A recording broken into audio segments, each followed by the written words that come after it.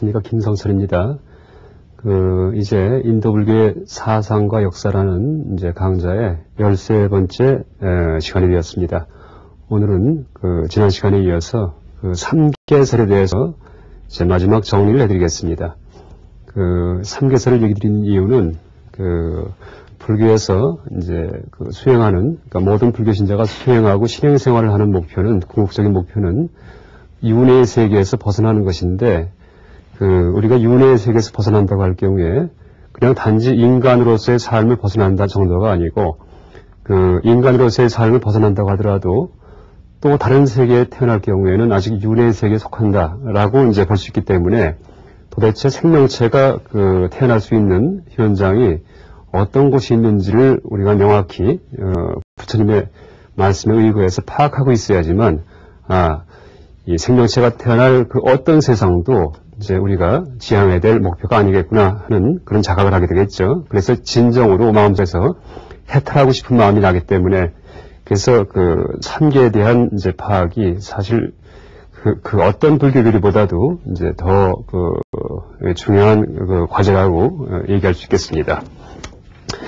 예, 지난 시간에 얘기 드렸듯이 삼계는 이 욕계, 색계, 무색계 이 세 가지로 구성되어 있는데, 이 욕계는 욕심할 때 욕자 써놨죠. 그러니까 욕구란 뜻인데, 이때 욕자는 인도 버모 원어로 까마는 이제 주로 성욕을 의미합니다. 성욕. 그래서 이 욕계는 남녀와 음양과 암수가 있는 세계가 욕계입니다. 그리고 우리가 살고 있는 세계는 바로 이 욕계에 속하는 인간계가 되겠죠. 인간계. 그 욕계 중에는 물론 아수라라는 그런 하늘나라도 있고요. 아수라천이 사는 이제 그런 나라도 있고, 그 이외에 욕천이라고 해서 이 하늘에 사는, 그러니까 천상에 사는 그런 존재들인데, 천신들인데 남녀가 있는 이제 선남 선녀가 되겠죠. 그런 하늘나라가 이제 유격천이라 이렇게 얘기할 수 있겠습니다. 그리고 색계는 이 욕계에서 욕이 빠져버린 세계가 색계입니다. 색계.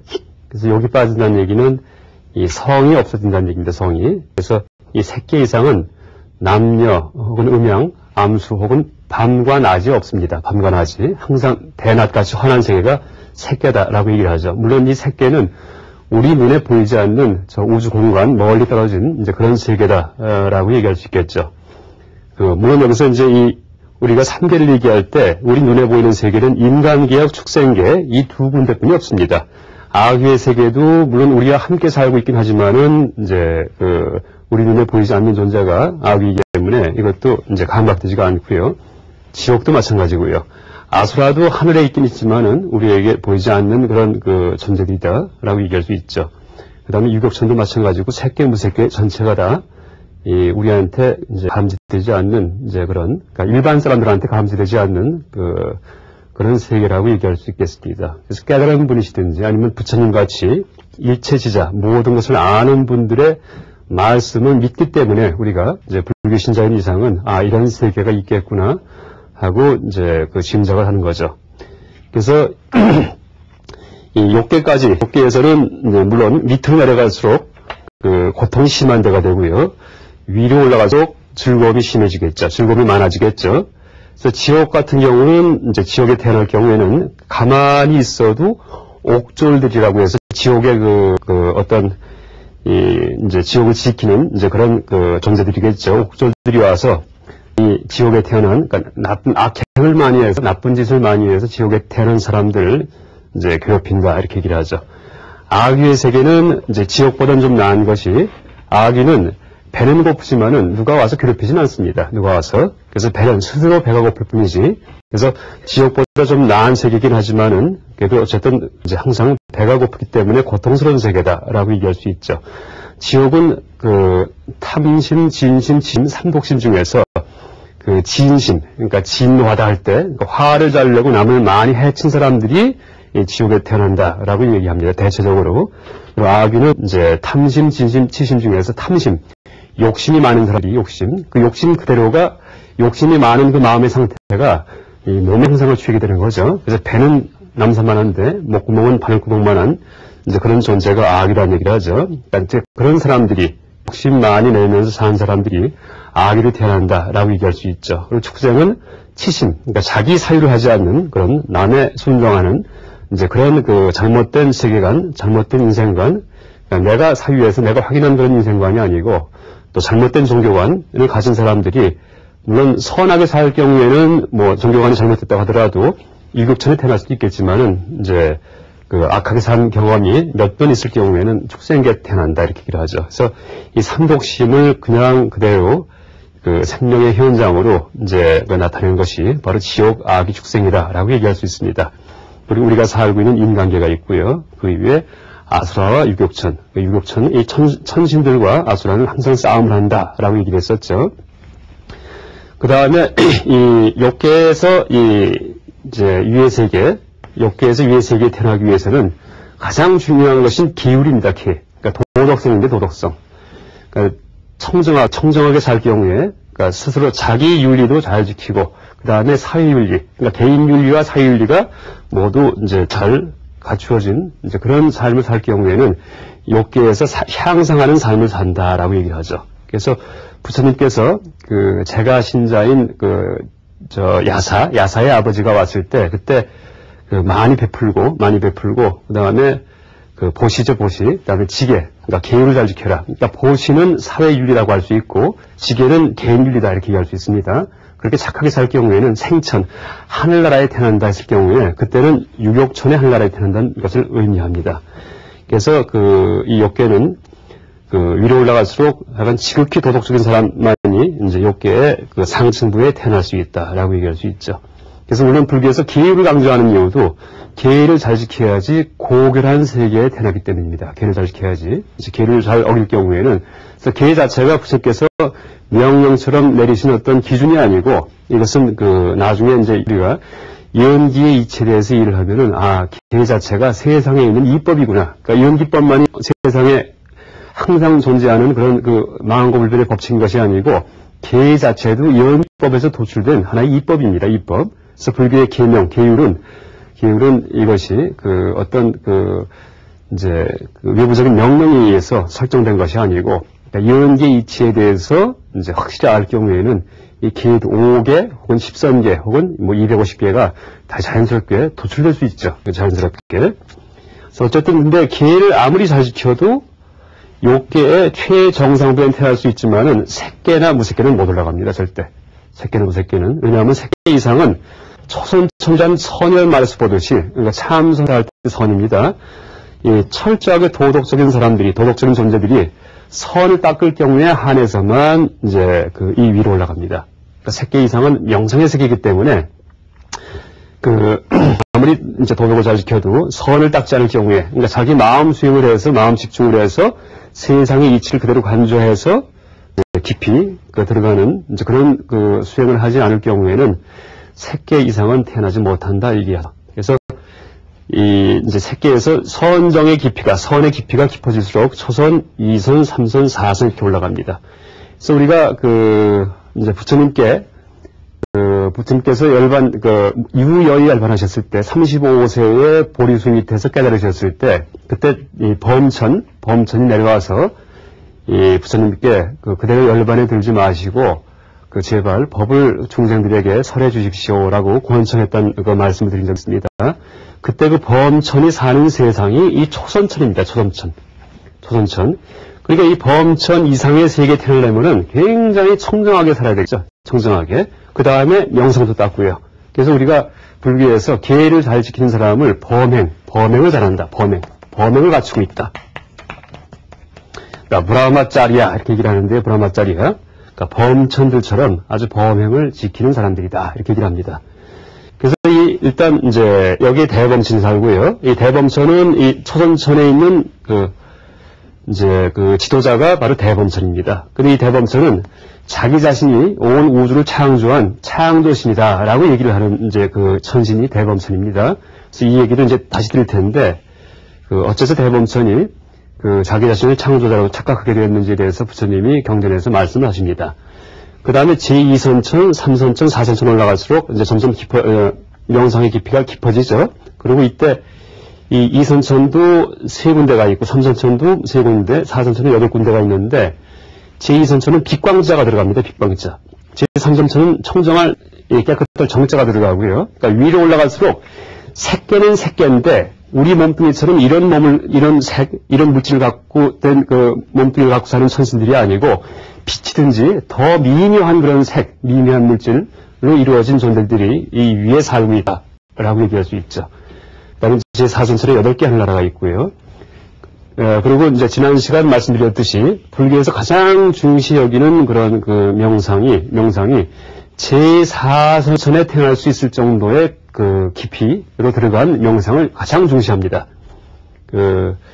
왜냐하면은 이 제4선천에 태어나기 위해서는 이제 물론 4선천만이 아니고 이 천자가 붙은 이런 장소에 태어나기 위해서는 이 제2선의 경지까지 이제 평소 생활하면서 수행하면서 그걸 터득했어야지만 이 하늘나라에 나중에 죽은 다음에 태어나게 됩니다. 그런데 제4선천에 태어날 만큼의 그런 명상이 이제 성취된 사람들, 이런 수행자들이 여기서 머물러서 그냥 죽을 경우에는 4선천의 어느 하나의 하늘나라에 태어날 텐데, 이제 제4선천에 태어날 정도의 명상력에 의지를 해가지고 세상을 있는 그대로 관찰할 경우에 그때 바로 연기의 지혜가 발견이 되는 겁니다. 연기의 지혜가. 그래서 부처님도 깨달을 때 제4선의 상태에서 이 연기법을 발견하셔갖고 깨달음을 얻어서 이 정각자가 되었다. 이렇게 이해를 하죠. 근데 제4선에서 더 위로 올라갈수록 위로 올라가게 되면은 그때는 생각이 점점 희박해집니다. 생각이 집중은 강해지는데, 그래서 이 선의 세계는 디아나고 정의 세계는 이제 사마디. 그래서 이 공부변처 정을 닦은 사람은 나중에 죽어서 공부변처 천에 태어나는데, 이 경우에는 생각이 점점 희박해지기 때문에 연기의 지혜가 여기에서는 발견될 수가 없습니다. 머리가 안 돌아가니까, 생각이 안 굴러가니까. 그래서 불교에서는 물론 이제 마음 훈련을 위해서 위 꼭대기까지 올라가는 수행을 다 시키긴 하지만은 이제 가장 중요한 그런 수행의 그 단계는 제4선의 단계다. 이렇게 얘기를 하죠. 그래서 위로 올라가면은 삼매의 힘이 깊어지고 밑으로 내려갈수록 지혜의 이제 힘이 많아진다, 얘기를 하죠. 그런데 지혜도 제4선에서의 지혜가 진정한 불교에서 얘기하는 진정한 지혜고, 더 밑으로 내려갈 경우에는 이 지혜가 이제 인간계 같은 경우는 분별이 되겠죠, 분별. 지식이 되고, 더 내려가서 악이나 지옥세계 같은 경우는 이때는 망상이 돼버립니다, 망상. 그래서 악이나 지옥세계의 중생들은 항상 망상 속에서 살죠. 그러니까 실제가 아닌데 실제인 것처럼 착각하고 사는 것이 지옥 중생, 악의 중생이다, 이렇게 얘기합니다. 그래서 이제 지옥에 대한 이제 하나의 문제가 나중에 후대 대승불교 논서 중에 유식 20송이라는 그런 논소가 있습니다. 유식 20송, 세친보살께서 저술하신 것인데, 여기에서 이제 지옥에 대한 어떤 의문을 이제 하나 제기합니다.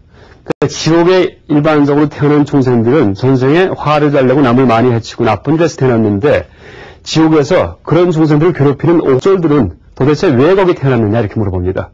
도대체 옥졸들은 지옥에 태어나는 중생들을 괴롭히는 그런 존재들인데 나쁜 일을 많이 해서 거기 태어났냐, 아니면은 좋은 일을 많이 해서 남을 괴롭히는 이제 즐거움을 얻기 위해서 태어났냐, 좀 웃음 얘기지만은 이제 그렇게 이제 그런 식으로 물어보는 게 있습니다. 근데 거기에 대한 답이 뭐냐 하면은 지옥에서 이제 남들을 괴롭히는 그 옥졸들은 실제 있는 존재가 아니고 지옥에 태어난 중생이 만든 망상이다, 이렇게 얘기합니다. 망상. 그래서 지옥에서 우리가 괴로움을 받는 것은 이제 마치 악몽을 꾸듯이, 악몽을 꿀 경우에는 실제 있던 일은 아니지만은 식은땀이 흐르고 꿈을 꾸다가 그저 가슴이 콩콩 뛰고 하는 이제 그런 고통을 실제 받게 되죠.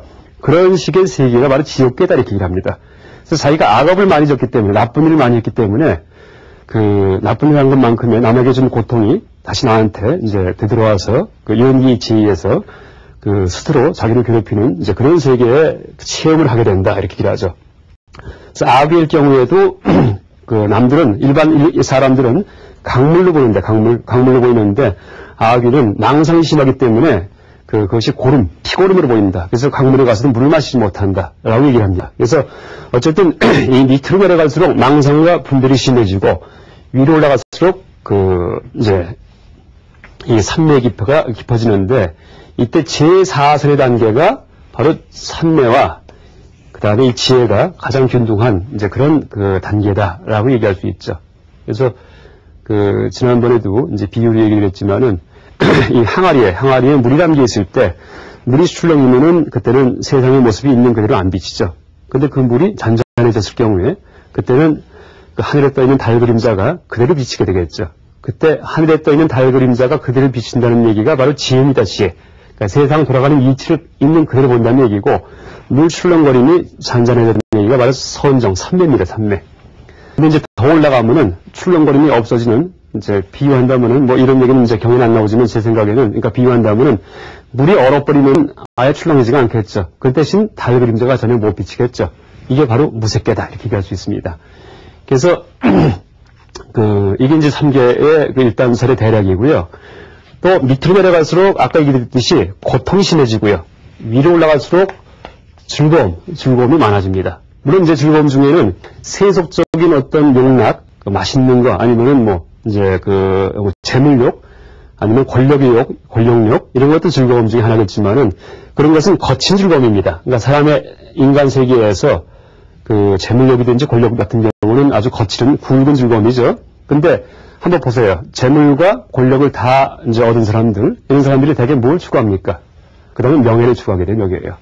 그러니까 조금 더 미세한 욕심을 추구하게 돼요, 미세한 욕심을 갖다가. 그 다음에 재물도 있고, 명예도 있고, 그 다음에 그 돈도 있고, 금력도 있고 한 분들이 또 뭘 추구합니까? 그 다음에는 누가 삼매, 명상을 한다고 하니까 명상에 관심을 갖게 돼요. 그때는 삼매욕이에요. 그러니까 점점 미세한 즐거움으로 올라가는 게 위의 세계입니다. 그래서 근데 불교에서는 너무 꼭대기까지 그 미세한 즐거움도 삼매를 너무 깊이 올라가지 말고 제4선정의 단계에서 이제 세상을 관조하거라 이렇게 얘기를 하죠. 이게 불교 수행법의 요점입니다. 그래서 하여간 부처님께서 이제 이런 어떤 수행 체계였기 때문에 부처님께서 깨달으시고 나서 처음 5비구한테 이제 돌아오셔갖고 가르치신 것이 고락중도의 설법을 가르치셨죠. 고락중도. 자기 자신을 너무 괴롭히지도 말고, 또, 이제 이제 세속적 쾌락에 탐닉하지도 말아라 하셨는데, 그때 락의 의미가, 물론 세속적 쾌락도 이제 락이만은, 이제 실제는 더 올라가면은, 삼매의 락에도 빠지지 말아라. 삼매락은 누가 이제 부처님께 가르쳤던 락이냐 하면은, 깨닫기 전에 우따까 라마푸타와 알라라 깔라마 이 두 분의 성자가 바로 이 두 가지 서원정을 가르치셨죠. 근데 부처님께서 저것도 버렸고, 그 다음에 자기 자신을 괴롭힘으로써 이제 수행을 하는 어떤 경지를 얻고자 하는 이제 그런 수행도 버리셨죠. 그래서 이 삼계설에서 사실은 이제 고락중도의 이치도 여기서 우리가 발견할 수 있고요. 또 하나는 이제 선정, 정과 해가 균등한 그런 단계가 제4선이다라는 그런 가르침도 우리가 이 삼계설에서 이제 파악할 수 있습니다. 그럼 이런 삼계가 도대체 어디에 있느냐라고 할 경우에 아까 이제 말씀드렸듯이 이런 삼계는 인간계와 축생의 세계 이외의 세계는 우리 눈에 보이지 않습니다. 근데 우리 눈에 보이지 않는 게 어떻게 있다고 할 수 있겠느냐? 할 경우에 어떤 분께서 이렇게 얘기를 하십니다. 그러니까 지옥 세계가 있냐 없냐라는 거에 대한 여러 가지 이제 이론이 물론 일반 사람만이 아니고 불교 내부에서도 이제 그런 이론이 있었습니다. 여러 가지 의견들이. 근데 지옥이 있다 없다 여부를 떠나가지고 평생 살면서 악한 일을 많이 한 사람은 반드시 내세에 그래서 죽은 다음에 지옥과 같은 고통을 받는다는 사실, 그걸 체험한다는 사실만은 이제 그건 부정할 수 없다. 이렇게 얘기를 합니다. 그러니까 이제 티베트의 달라이라마 이분께서 이제 누가 지옥을 물어보니까 지옥에 대해서 지옥이 실제 하는지 아니면 우리가 마음속에서 꿈처럼 만드는 건지 이것은 사실은 이제 확정할 수는 없지만 여러 가지 의견이 있지만은 어쨌든 분명한 것은 우리가 그런 지옥과 같은 고통을 반드시 체험하게 되어 있다. 이제라고 얘기를 합니다. 근데 왜냐하면은 이게 다 연기의 이치 때문에 이런 일들이 일어납니다. 연기의 이치 때문에. 왜냐하면은 이 세상 만사는 다 연기가 바로 의존성이죠, 의존성에 의해서 이제 모든 게 발생하기 때문에 세상에 홀로 발생하는 것은 아무것도 없습니다. 혼자 발생하는 것은, 혼자 딱 존재하는 것은 아무것도 없습니다. 무슨 의미냐 하면은 우리가 긴 것이라고 이제 어떤 이 막대기를 보고서 참 긴 막대기구나 하고 생각했을 경우에 그때는 반드시 마음속에서 아까 봤던 짧은 막대기든지 아니면 염두에 두었던 전에 옛날에 봤던 짧은 막대기든지 아니면 그 옆에 놓인 짧은 막대기 이것을 염두에 둬야지만 긴 것이구나 하는 그런 판단이 발생합니다. 그때 염두에 두어진 짧은 것과 지금 긴 것이라는 판단이 동시에 발생하죠. 짧은 것을 염두에 두지도 않았는데 길구나 이런 생각을 절대 할 수가 없습니다. 왜? 세상은 연기의 이법이 지배하기 때문에. 그래서 항상 이 세상에서 일어나는 사건은 쌍으로 발생합니다. 쌍으로. 이게 연기이치입니다. 그런데 이제 그 연기이치는 나중에 다시 설명드리고요. 우리가 남에게 고통을 줬을 경우에 이제 악행을 했을 경우에 그때 남이 받은 고통이 함께 발생합니다. 근데 내 인식의 장애는 그 받은 고통은 들어오지가 않았죠. 근데 언젠가 반드시 내 인식의 장애도 그 받은 고통이 들어온다는 얘기예요. 긴 것 짧은 것이 같이 발생했듯이. 그런데 남에게 주었던 그 고통은 동시에 나한테 내가 받는 고통으로 돌아오는 게 아니고 만약에 그럴 수만 있다면 그렇게만 한다면 세상에 나쁜 일을 할 사람이 하나도 없겠죠. 그렇죠? 나쁜 일 하면 금방 내가 그걸 받으니까 나한테 금방 고통이 오고 그런데 그것은 시간을 달리해서 익은 다음에 익어서 충분히 무르익은 다음에 나한테 돌아옵니다. 그래서 이걸 이숙 이렇게 이숙 밑바까 이렇게 얘기하는데 밑바까. 그래서 시간이 이제 한참 경과한 다음에 돌아오기 때문에 나쁜 일을 많이 한 사람도 죄책감을 못 느낄 수가 있어요. 이게 나를 해치는 행동이구나 하는 걸 모를 수가 있죠. 근데 아까 얘기했듯이 하여간 세상에서는 이제 항상 모든 사건이 쌍으로 발생하기 때문에 연기 이법이 지배하니까 내가 남한테 준 고통 혹은 내가 남을 도와줬다는 어떤 남한테 행복을 줬을 경우에 행복도 마찬가지입니다.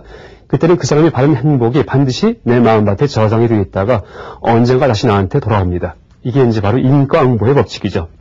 그래서 이 세계는 뭐 있냐 없냐 이렇게 이제 의심을 품을 것이 아니고 우리가 물론 이제 내가 그걸 보지는 못하지만은 이 부처님께서 가르치신 연기의 이치에 대해서 우리가 명확히 파악할 경우에는 틀림없이 저렇게 우리가 죽은 다음에 내세가 아예 없어지는 것이 아니고 반드시 내가 행동했던 모든 것들이 다 이 반대. 근데 내가 플러스 행동을 했으면은 마이너스로서의 그런 과보들이 이제 다 이제 내가 체험하는 그런 자항 속에 다 들어오겠구나 하는 짐작을 할 수가 있습니다. 그래서 이제 이런 그 삼계가 이 생명체가 사는 현장인데 이런 삼계가 한 군데만 있는 게 아니고 이 경전에 보면은 이 지구와 같은 것 하나마다 삼계가 하나씩 갖추어져 있다 이렇게 합니다. 지구 하나마다 무슨 언제 말이냐 하면은 이 경에서는 이 수미산이 우주의 중심에 있고 동서남북에 4천왕이 있다는 얘기 이제 먼저 드렸듯이 그러니까 4천왕을 얘기하는데 어떻게 얘기하냐 하면은 이 4천왕이 다스리는 동서남북에 북쪽에서 밤이 될 경우에는 동쪽에서 해가 지고 남쪽에서 이제 해가 중천에 떠 있을 경우에는 서쪽에서는 해가 뜬다 이렇게 얘기를 합니다. 무슨 얘기냐 하면은 지구가 자전한다는 얘기를 갖다가 사실 이제 이 경에서 이 부처님께서 이렇게 설명하신 거죠. 그래서 이제 수미산을 중심으로 동서남북 이제 사왕천이 있고요. 그 다음에 그 위에 색계가 있고 한 그런 세계가 지구 하나마다 하나씩 붙어 있습니다. 그런데 이 지구와 같은 그런 생명체가 달라붙어 사는 그런 수미산 같은 이 흙덩어리가 하나만 있는 것이 아니고 우주에는 무한히 많이 퍼져 있다. 무한히 많은 수가 있다. 라고 얘기를 하는 것이 불교의 바로 삼천대천세계설입니다.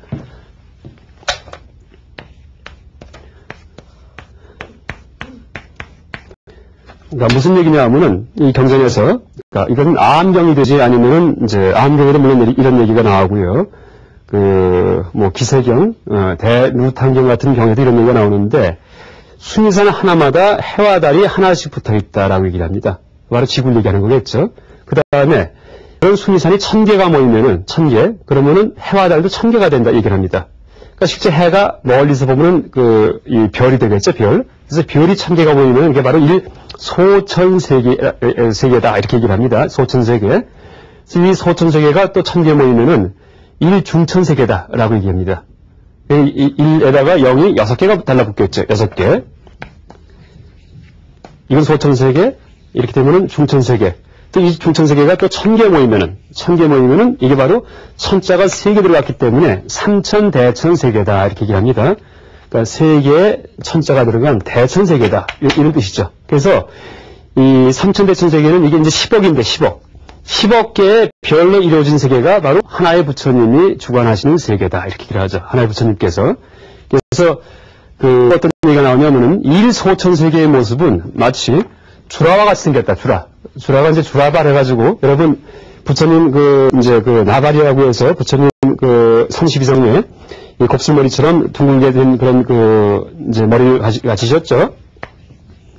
요게 하나의 소천세계가 이렇게 생겼다 얘기를 합니다. 그래서 이렇게 생긴 것이 1000개 모이면 중천세계, 또 1000개 모이면 삼천대천세계죠. 이게 뭐겠습니까? 현대 천문학의 빗대에서 해석한다면은 아마 성운, 별이 여러 개 모이는 성운을 의미하지 않나 이렇게 생각할 수 있습니다. 너무 제가 이제 사실적으로 인사 설명드리는데, 실제 부처님께서는 일체지대다, 모든 걸 다 아는 분이다 하는 믿음이 있을 경우에는 우리가 경을 보더라도 이걸 현대 천문학이든지 현대 과학에 어떻게 적용할 수 있는지 이제 자꾸 연구를 하게 되죠. 그래서 이렇게 3계도 실제 일불국토에는 10억 개가 있는 겁니다. 10억 개가. 물론 무색계는 이제 이 색이 없기 때문에 물질이 없는 세계니까 이제 있는 장소가 없죠. 그렇지만 색계와 욕계는 10억 개가 온 우주에 퍼져 있다라고 얘기할 수 있죠. 그러니까 실제 우리가 보는 별마다, 모든 별마다 그 주변에 우리 같은 이제 이 사람들이 살고 있고 생명이 살고 있다라고 보는 것이 이제 불교의 우주관이고, 이것이 이 삼계설과 이렇게 연관이 되어 있습니다. 오늘 삼계설에 대해서 이제 마지막 공관론을 정리해 드렸습니다. 이상 강의 마치겠습니다. 감사합니다.